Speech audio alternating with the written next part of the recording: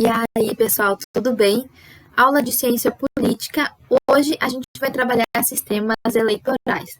Tem material no portal, eu peço que vocês baixem para acompanhar a aula e peço também que tenham em mãos a Constituição Federal, porque vamos utilizá-la na aula de hoje.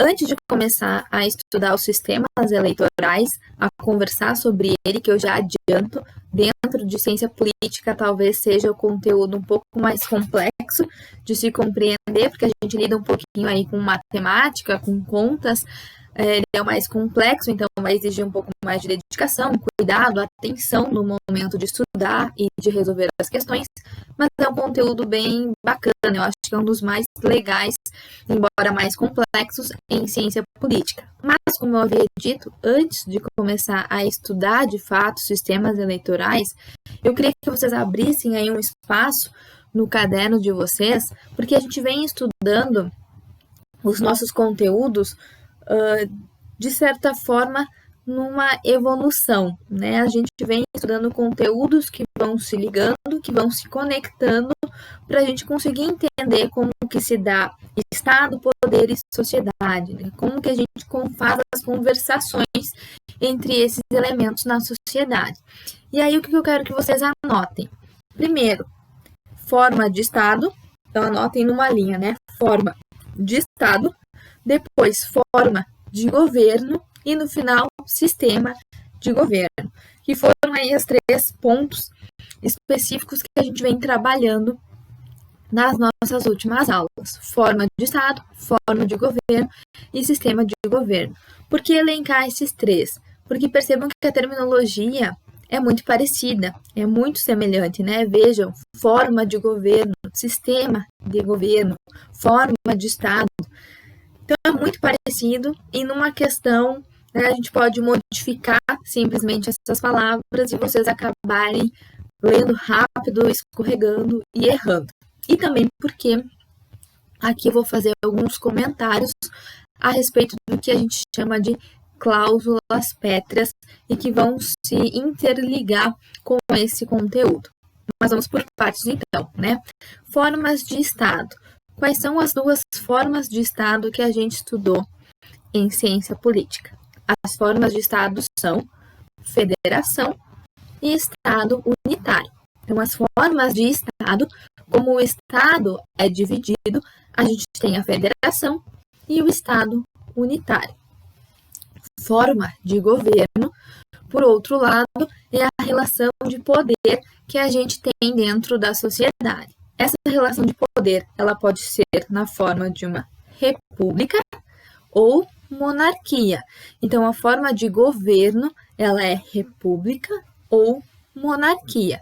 E, por fim, o sistema de governo, que é o nosso último conteúdo, presidencialista ou parlamentarista. Então, essas são as classificações gerais que a gente vem estudando. Por que eu coloco isso? Porque me deparei com algumas questões que cobravam a respeito de qual dessas modalidades são cláusulas pétreas com base na nossa Constituição Federal. Cláusulas pétreas é um conteúdo que a gente vai estudar em direito constitucional. A gente vai ter uma aula inteira só para trabalhar cláusulas pétreas.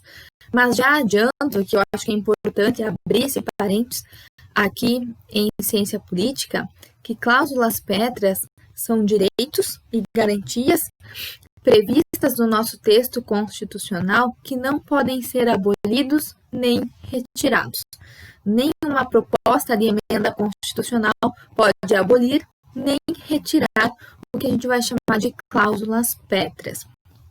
É como o próprio nome diz, são direitos e garantias petrificados na nossa Constituição, né? Eles são pedras, eles são essências dentro da Constituição Federal e que vão garantir, portanto, os direitos, as garantias, vão garantir, de fato, a existência de uma democracia e que, por tão importantes e essenciais que são, eles não podem ser retirados da nossa Constituição Federal, nem mesmo por meio de uma emenda constitucional.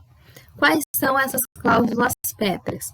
A gente encontra isso no artigo 60, parágrafo 4º da Constituição Federal, Então, peguem a Constituição e abram no artigo 60, parágrafo 4º da Constituição Federal. Peguem aí.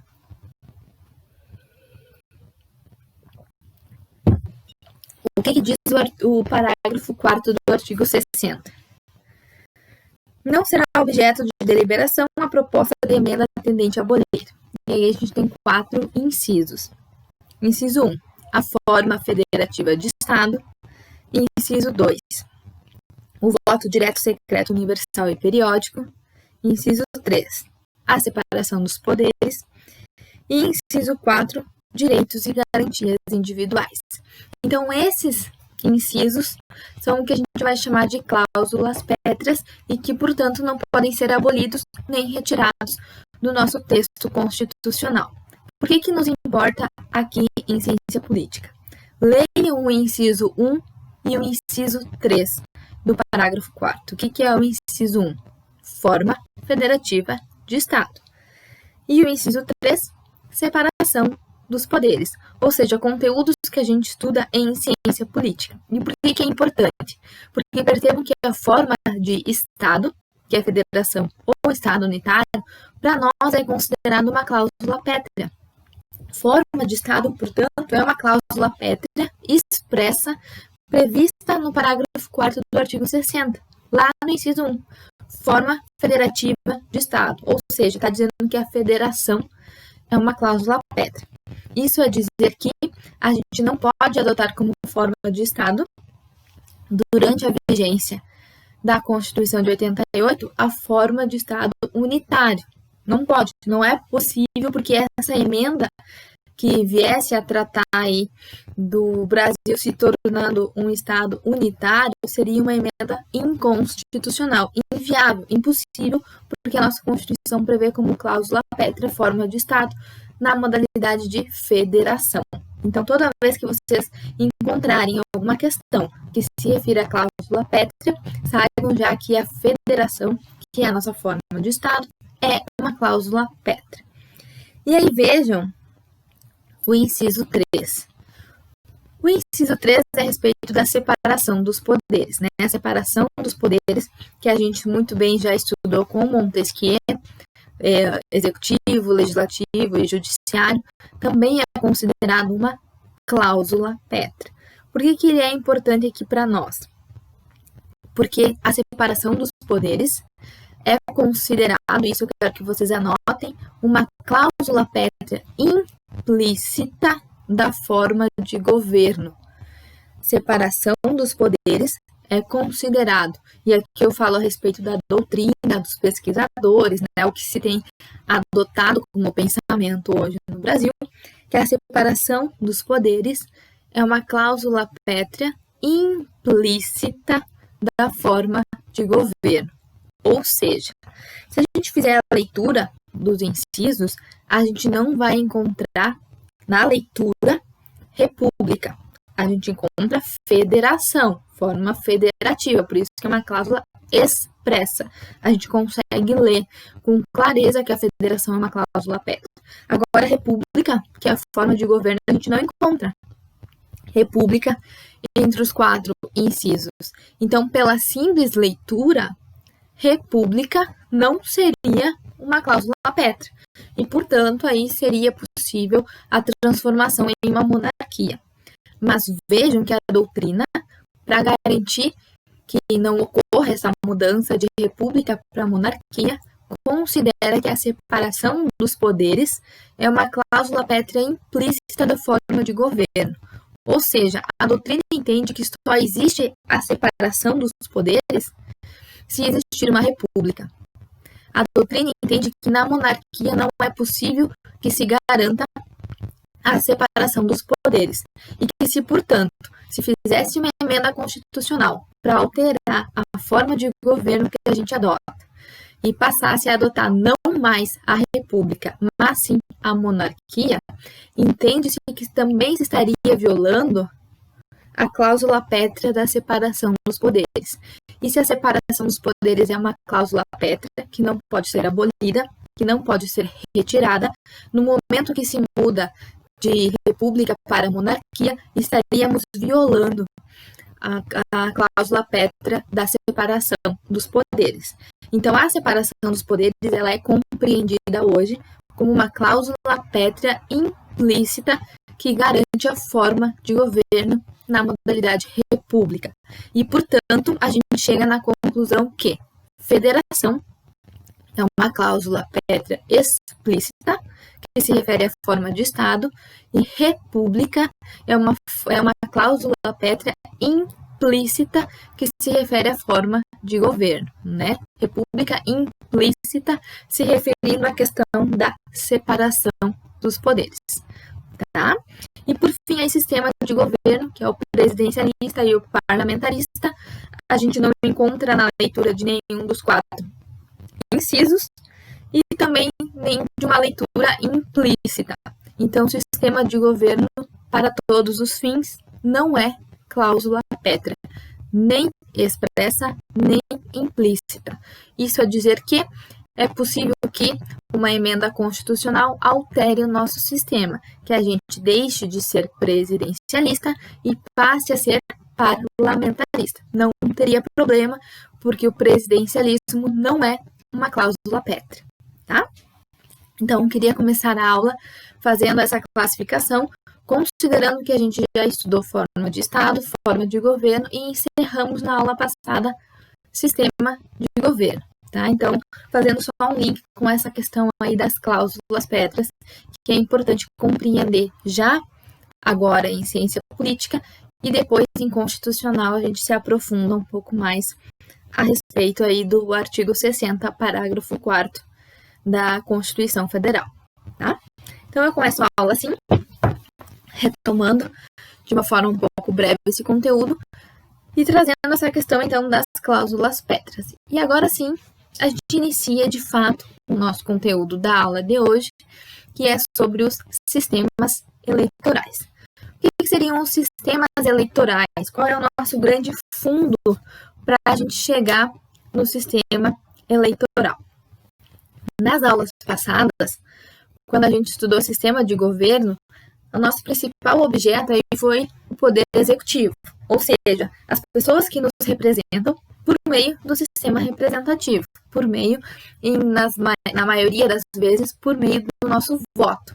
Ou seja, quando a gente fala em tanto sistema de governo como agora sistemas eleitorais, a gente percebe que por baixo a gente tem a questão dos direitos políticos, as questões que envolvem o sufrágio universal, que é aquele direito de votar e também de ser votado, conteúdo claro de direito constitucional. Mas a gente precisa entender que os direitos políticos fazem a base tanto do sistema de governo como do sistema eleitoral, porque aqui a gente fala de representação, de pessoas que são eleitas pelo voto para representarem as pessoas da sociedade. No sistema de governo, a gente viu como que se dá essa relação entre os poderes e quem vai administrar o país, seja no presidencialismo, seja no parlamentarismo. O que o sistema eleitoral vai estudar agora? Como que o nosso voto, que é o voto dentro desse sistema representativo, então como que o nosso voto é computado na eleição dos nossos representantes? Quantos votos precisa um presidente da República para se eleger um governador, um deputado, um vereador? Então, como que o nosso voto, que ocorre dentro dessa ideia de sufrágio e de direitos políticos, como que o nosso voto de fato é computado e representa, elege um representante nosso?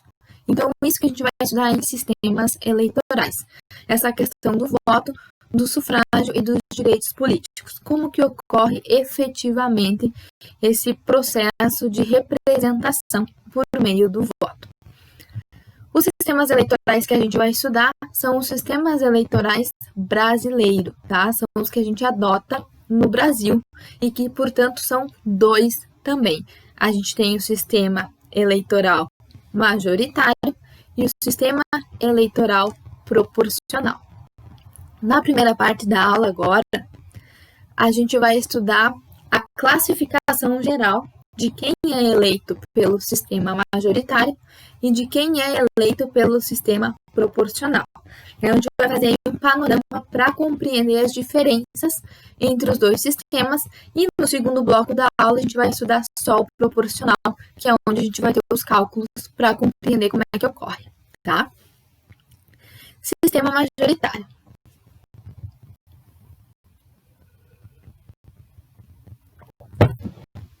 São considerados eleitos os mais votados, ou seja, quem obtiver a maioria dos votos. Então, o sistema majoritário, se a gente for conceituar, significa quem fizer mais votos. Sistema majoritário, portanto, os mais votados, como regra, serão os eleitos no sistema representativo. O sistema majoritário, ele se divide em duas modalidades. Se divide em sistema majoritário simples e em sistema majoritário absoluto. O que é o sistema majoritário simples? Basta a maioria dos votos para ser eleito. Basta a simples maioria para ser eleito. Não importa se a diferença é de 1 voto, de 2 votos, de 10 votos, de 50 votos, basta a maioria. Basta um voto de diferença para que o sujeito seja considerado eleito. Então, o simples é a simples maioria. Conseguiu maioria, seja por um voto, apenas é considerado eleito. Já o sistema absoluto exige uma maioria de pelo menos 50% mais um, ou seja, efetivamente mais da metade. Então, enquanto o simples precisa somente de um voto de diferença, uma simples maioria, o absoluto exige 50% mais um dos votos válidos para que aquele candidato ele seja, de fato, eleito. E aqui a gente já chega numa segunda conclusão, que é o famoso segundo turno das eleições. O que é o segundo turno? Ou em qual desses sistemas aí ocorre o segundo turno? O segundo turno ocorre no sistema majoritário absoluto.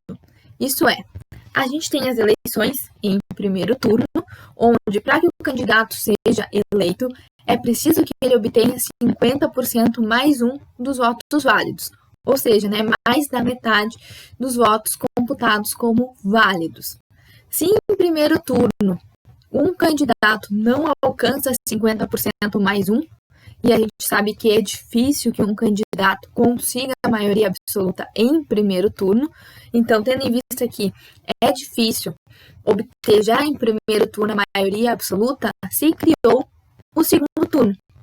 O segundo turno é o momento, a segunda eleição, geralmente 20 dias após o primeiro turno, onde os dois mais votados no primeiro turno concorrem novamente no segundo turno. Então, no segundo turno, a gente vai ter somente 2 candidatos, que foram os 2 mais votados no primeiro turno. Então, o sistema que a gente fala de segundo turno somente ocorre no sistema majoritário absoluto, tendo em vista que se no primeiro turno não se alcança 50% mais um dos votos, se faz um segundo turno com os 2 mais votados, e aí a gente tem a eleição do nosso representante, tá? Dito isso, agora nos importa saber, então, quem são os representantes que são eleitos pelo sistema majoritário.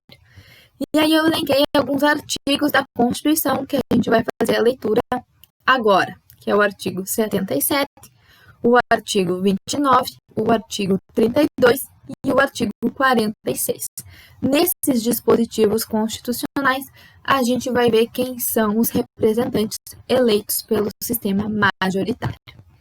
Então, começando pelo 77, peço que abram no artigo 77, parágrafo 2º e parágrafo 3º da Constituição Federal. Abram aí no 77.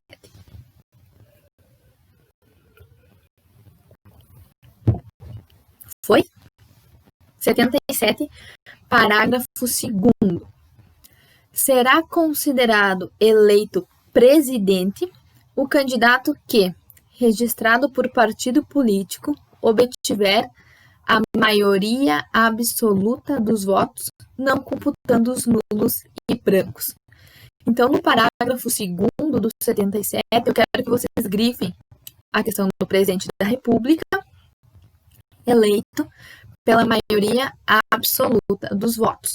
Então, aqui a gente já sabe que para eleger o presidente da República, a gente precisa que ele seja eleito em primeiro turno, nesse caso, com pelo menos 50% mais um dos votos válidos.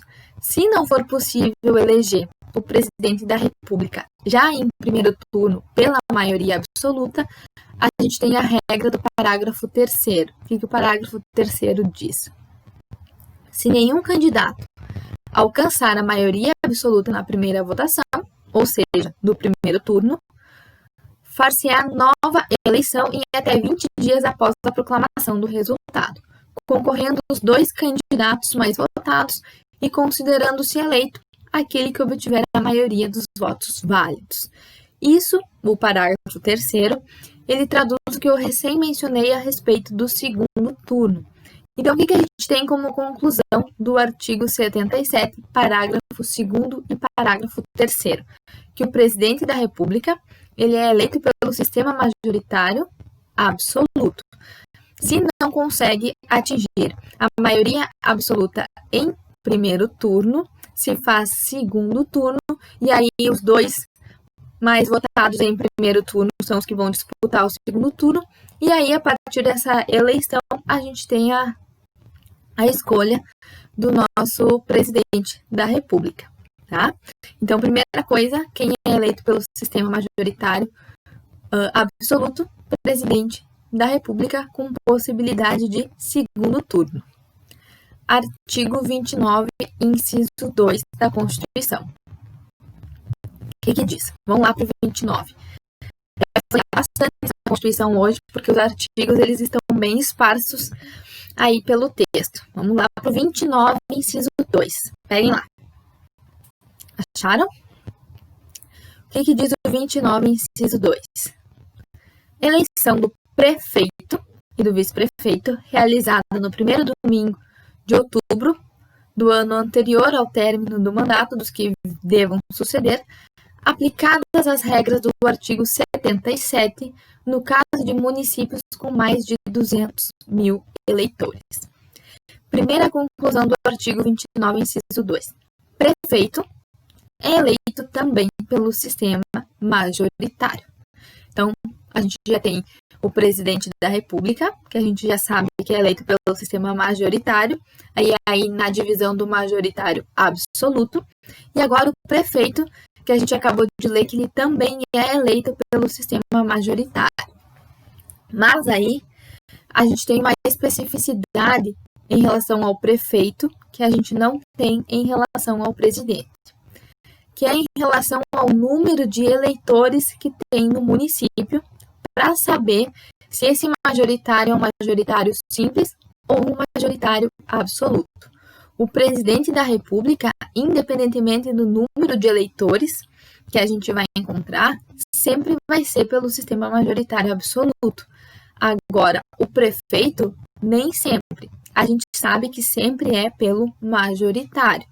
Aí o número de eleitores do município que esse prefeito vai concorrer vai determinar se vai ser majoritário simples ou majoritário absoluto.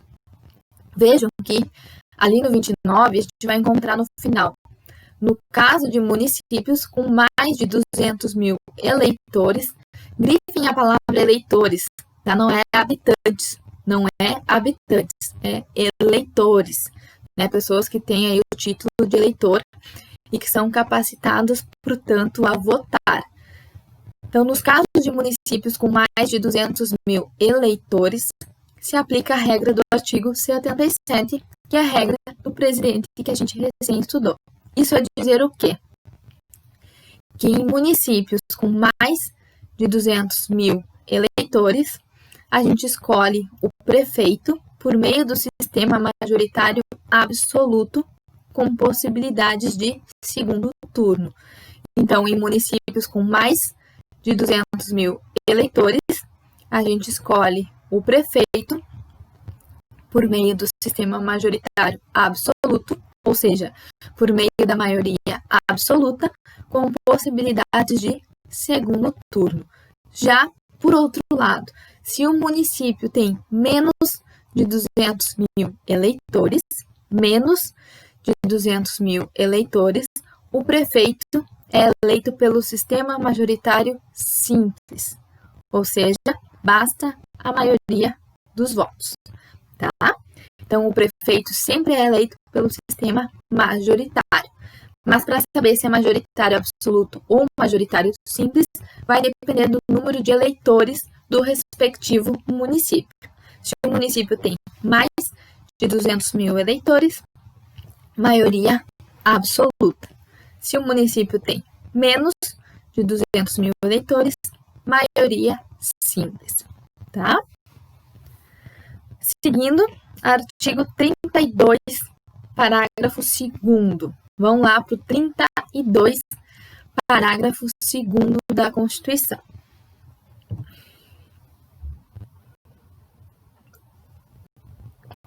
O que diz o parágrafo 2º do 32? A eleição de governador e de vice, observadas as regras do artigo 77 e dos deputados. O 32, parágrafo 2º, está nos dizendo que governador do Estado e governador do Distrito Federal são eleitos de acordo com a regra do artigo 77 e, portanto, são eleitos pelo sistema majoritário de maioria absoluta, assim como o presidente da República. Então, governador do Estado e governador do Distrito Federal são eleitos pelo sistema majoritário absoluto, ou seja, eleitos pela maioria absoluta dos votos válidos. Até aqui a gente já tem, então, 3 representantes que são eleitos pelo sistema majoritário: presidente da República, governador do Estado e prefeito. Então, quando eu digo que presidente, governador e prefeito são eleitos pelo sistema majoritário, o que eu estou dizendo para vocês em outras palavras? Que todos os chefes do Poder Executivo são eleitos pelo sistema majoritário. Todos os chefes do Poder Executivo são eleitos pelo sistema majoritário.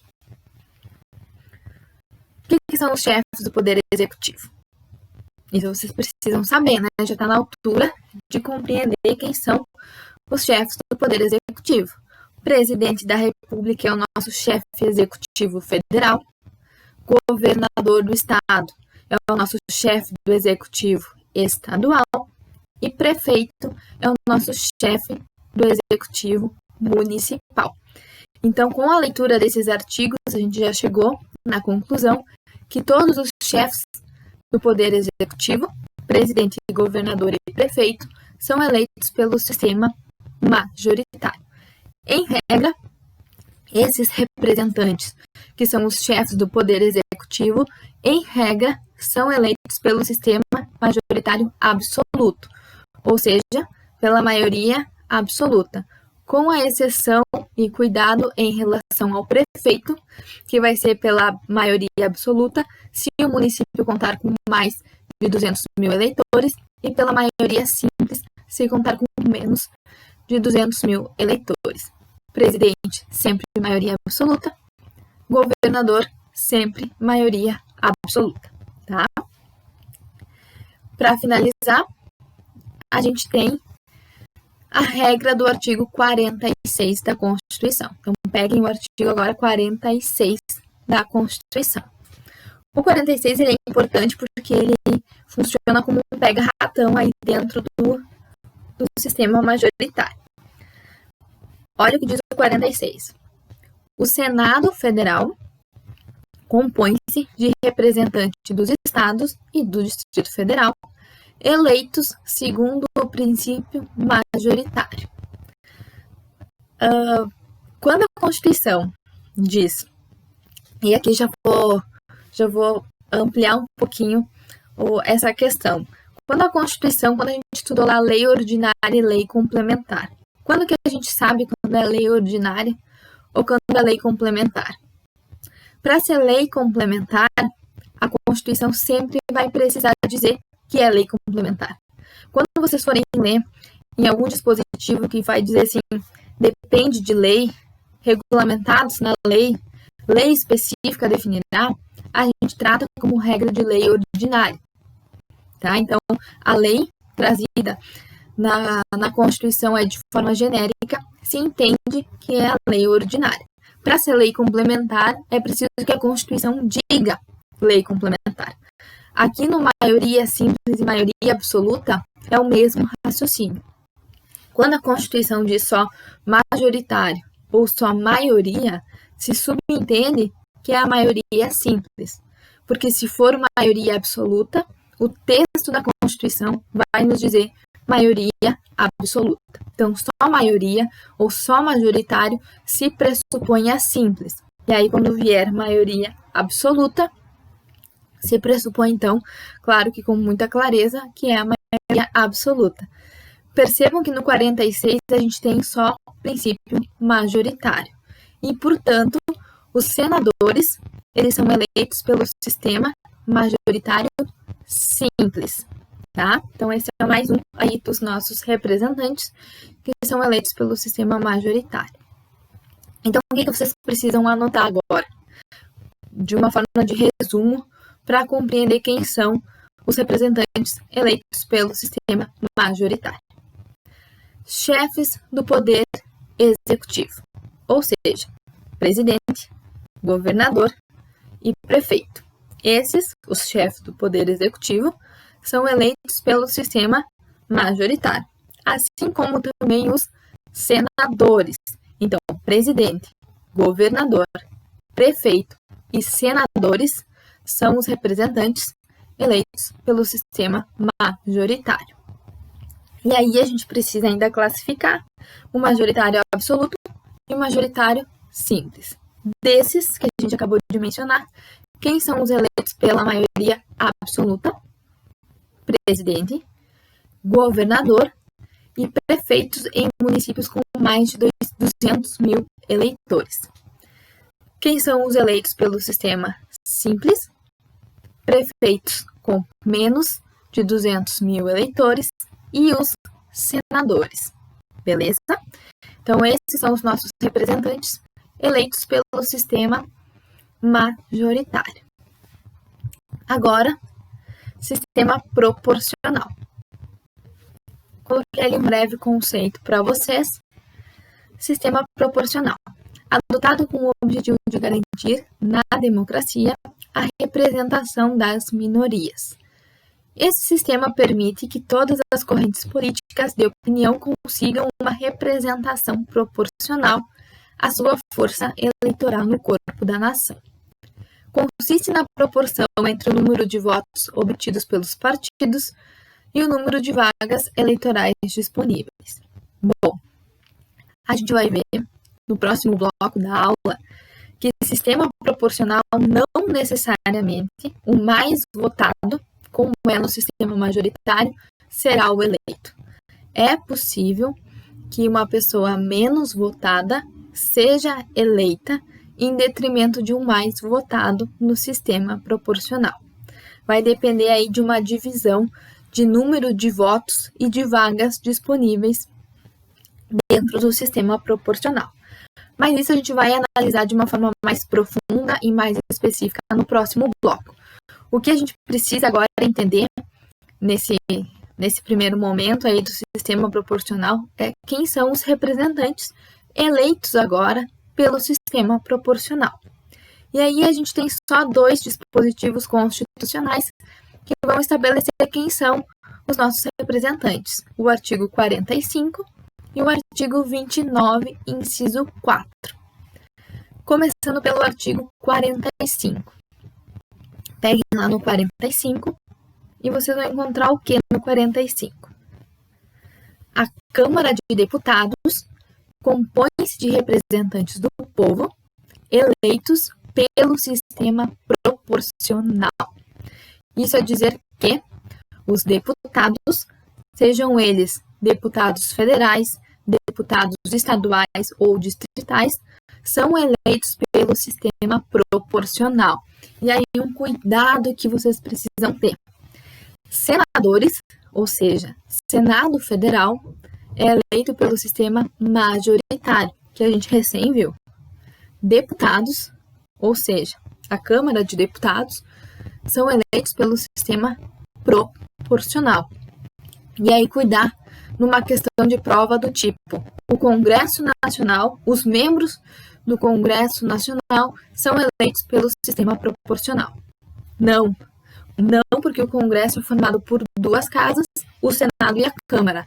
O Senado é pelo majoritário e a Câmara pelo proporcional. Então, cuidar. Senado é um sistema que se adota, Câmara é outro sistema que se adota. E, portanto, o Congresso Nacional como um todo não adota o mesmo sistema na escolha dos seus representantes. Agora, artigo 29, inciso 4. No 29, inciso 4, vocês vão encontrar uma proporção aí de vereadores a depender do número de habitantes em cada município. Isso é dizer que os vereadores também são eleitos pelo sistema proporcional. Então, no proporcional, a gente tem só esses dois: os deputados, federais, estaduais e distritais, e os vereadores, ambos eleitos pelo sistema proporcional. E aí, eu quero que vocês anotem 4 frases para a gente julgar se essas frases elas são verdadeiras ou são falsas. Porque essa parte da aula que a gente estudou agora é a parte tranquila, é a parte fácil e é a parte que vocês precisam compreender com certa clareza quem é eleito em cada um dos sistemas. Então, essa é a parte tranquila, mas que pode confundir vocês numa questão de prova. Daí eu quero que vocês, então, anotem essas 4 assertivas que eu vou falar agora. Primeira, só membros, só membros do Poder Executivo são eleitos pelo sistema majoritário? Essa é a primeira frase. Só membros do Poder Executivo são eleitos pelo sistema majoritário? Segunda frase.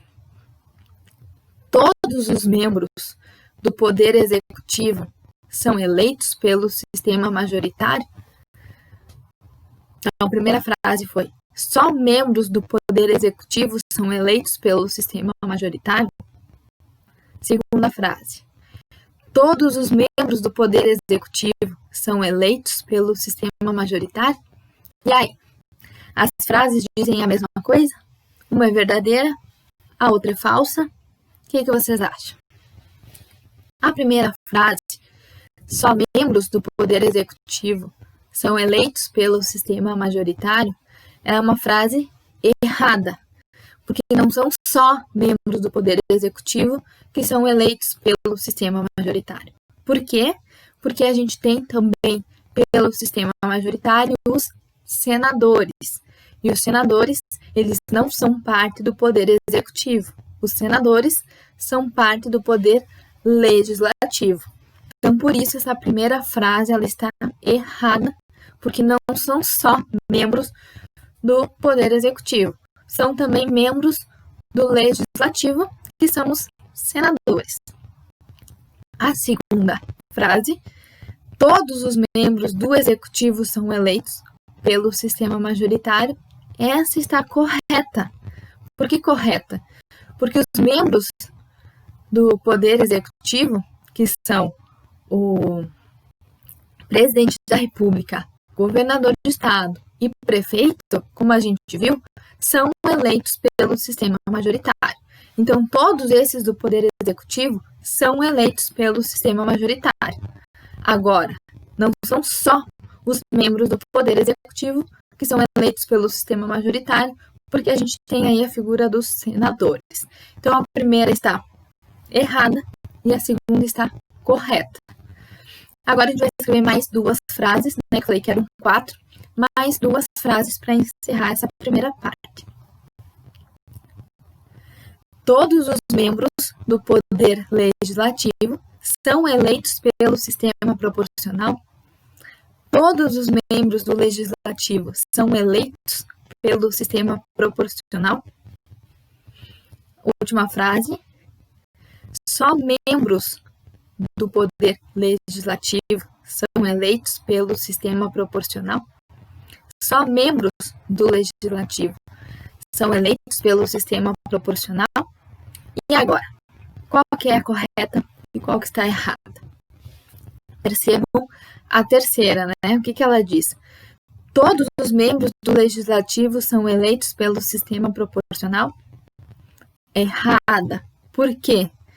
Porque a gente tem os senadores, que são membros do Poder Legislativo e que são eleitos pelo sistema majoritário. Então, não são todos do Legislativo, porque senadores são legislativos e são eleitos pelo sistema majoritário e não pelo proporcional. Por fim, a última frase. Só membros do Legislativo são eleitos pelo sistema proporcional. E aí sim, essa está correta, porque deputados e vereadores são poder legislativo. A gente não tem nenhuma figura do executivo aqui. Tanto deputados como vereadores são parte do poder legislativo. E, portanto, só membros do poder legislativo é que são eleitos pelo sistema proporcional. Mas não são todos, porque senadores são pelo sistema majoritário. Compreenderam? Bom, esse é o primeiro bloco da aula de hoje. Essa é a parte tranquila do conteúdo, que é compreender quem são os representantes eleitos pelo sistema majoritário, seja o absoluto, seja o simples, e os eleitos pelo sistema proporcional. No próximo bloco, a gente volta para analisar qual é o processo de eleição dentro do sistema proporcional, tá? Espero vocês, então, no próximo bloco.